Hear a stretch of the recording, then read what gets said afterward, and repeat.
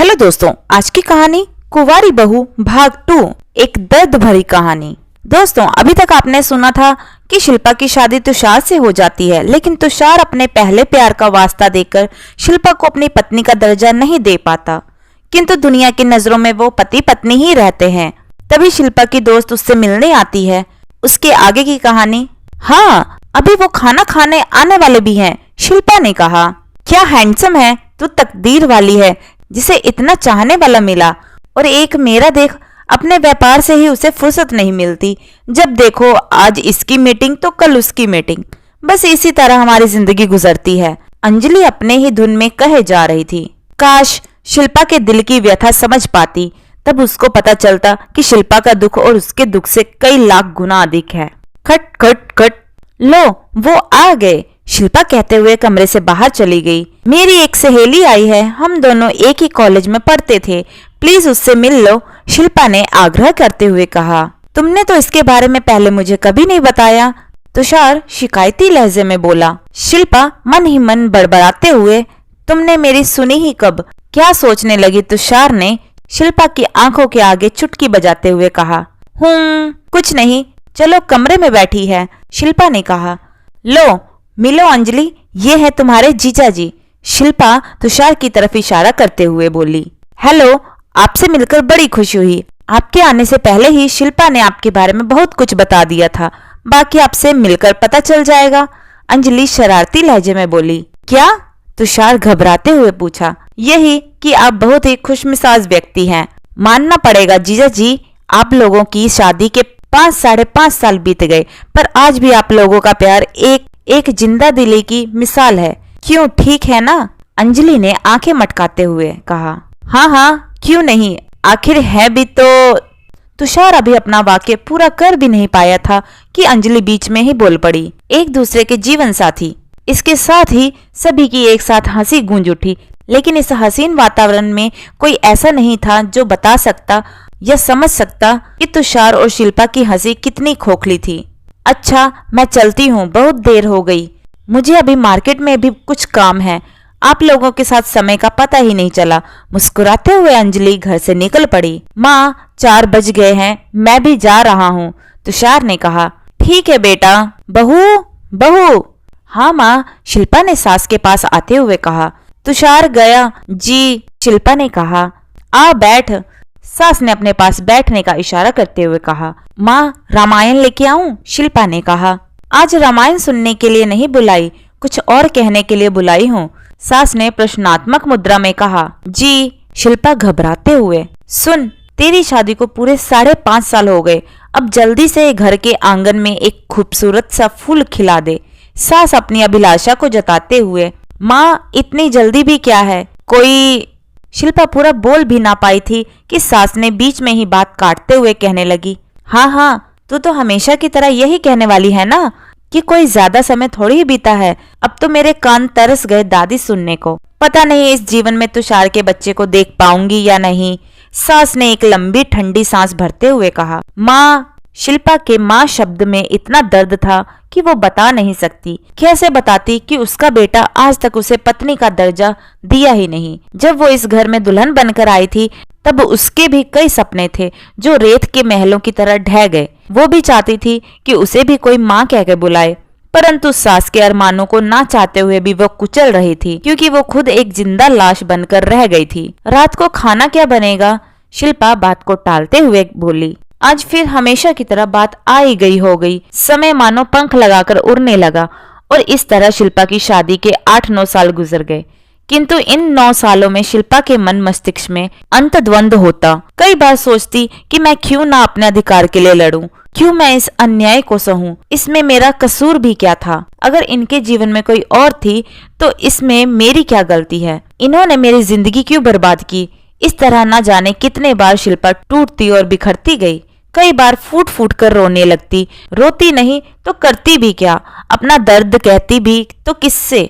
होने को तो उसके साथ अपने सभी थे, किंतु कहने के लिए अपना कोई नहीं था। मानो शिल्पा अंत रूप से टूट चुकी थी, लेकिन बाहरी रूप से आज भी चट्टान की भांति खड़ी थी, जो कब ढह जाए उसे खुद भी मालूम नहीं था। तभी बहू, शिल्पा की सास ने आवाज लगाई। हाँ माँ, शिल्पा ने कहा, चल आज मैं तेरे साथ उसी डॉक्टर के पास चलूंगी जिसका इलाज तुम दोनों वर्षों से करवा रहे हो। आखिर अब तक मेरी बहू की गोद क्यों नहीं हरी हुई? चल जल्दी चल, सास ने शिकायती लहजे में कहा। चलती हूँ, शिल्पा घबराते हुए सोचने लगी। माँ मैं आपको किस डॉक्टर के पास ले चलूं? मैं क्या बताऊं और कैसे समझाऊं? आज तक मैंने आपको कभी सच नहीं कहा।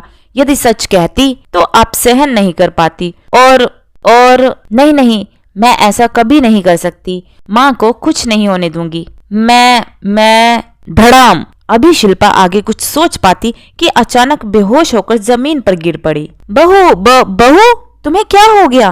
तुम बोलती क्यों नहीं? कहीं मैं दादी तो नहीं बनने वाली हूँ?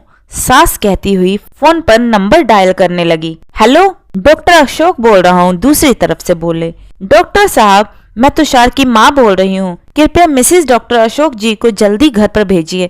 मेरी बहू की अचानक तबीयत बिगड़ गई है, सास कहती हुई वापस कमरे की तरफ भागी। कुछ समय के बाद डॉक्टर मिसेस अशोक आ पहुंची और आते ही कहा, कहाँ है आपकी बहू?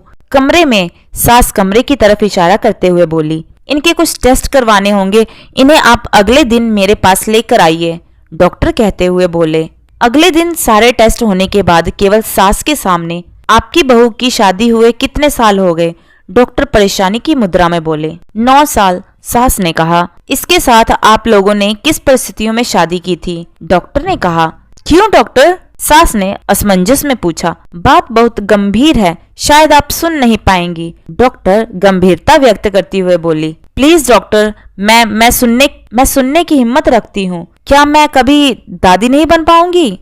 सास ने अपनी आशा व्यक्त करते हुए कहा। संभवतः ऐसी स्थिति हमेशा बनी रही तो, डॉक्टर ने कहा। कैसी स्थिति? सास ने।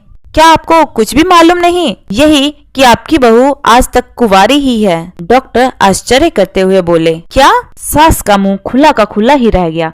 इतना ही नहीं, शायद इसी गम ने अंदर ही अंदर इन्हें ब्रेन कैंसर का रोगी बना दिया, जो कि अंतिम अवस्था में है। अब इनके बचने की उम्मीद भी बहुत कम है।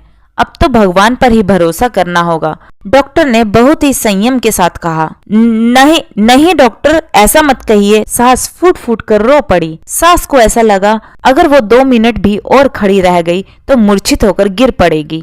भारी कदमों से सास किसी तरह घर आई।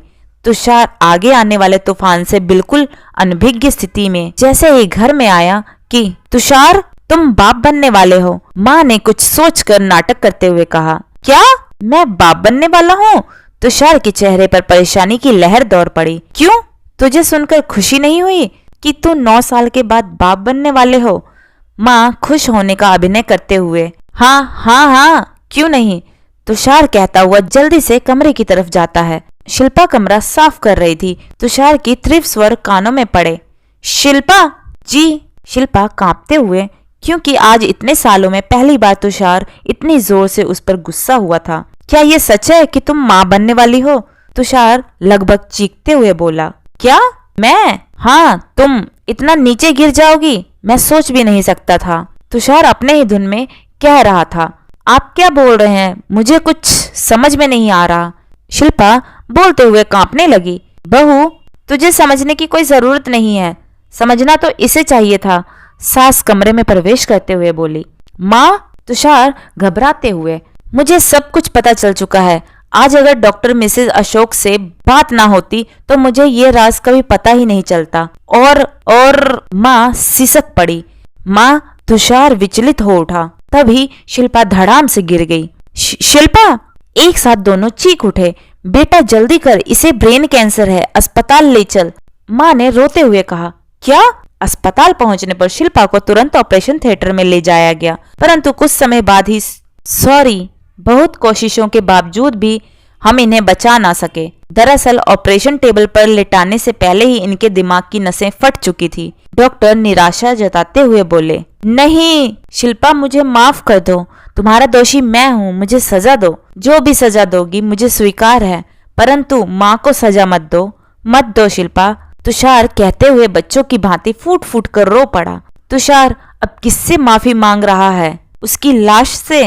तुमने सजा उसे सारी जिंदगी दी और माफी क्षण भर में चाहता है। नहीं, अब तुम सारी जिंदगी भी पश्चाताप के आंसू बहाओगे तो भी तुम क्षमा के योग्य नहीं हो। वह मेरे घर की बहू थी, लक्ष्मी थी, मेरी बेटी थी, परंतु कभी उसने अपने दिल का दर्द किसी को नहीं सुनाया। मेरे घर में वह बनकर आई थी बहू, लेकिन गई बनकर भी क्या, कुंवारी बहू, बस एक कुंवारी बहू। दोस्तों, उम्मीद है आपको इस कहानी से जरूर कुछ ना कुछ सीखने को मिला होगा।